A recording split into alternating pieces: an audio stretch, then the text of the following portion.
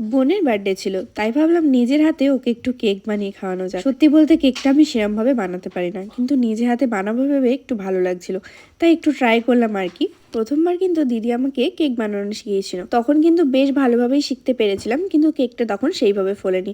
এবার আমি বেকিং সোডাটা একটু বেশি দিয়েছি, কারণ তখন আমাকে সবাই বলেছিল বেকিং সোডাটা হয়তো আর একটু বেশি দিলে এটা ভালো করে ফুলতো। আর আজ জানো তো কেক বানানোর এত কেন আগ্রহ?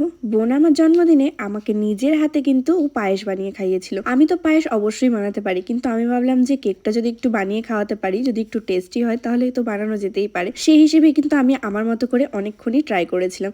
কেকটাকে একটু শেপ দেবো বলে আমার একটা সুন্দর শোপিস ছিল, সেটা থেকেই কিন্তু পুতুলগুলোকে বার করে আমি এটার শেপ দিয়ে নিয়েছি।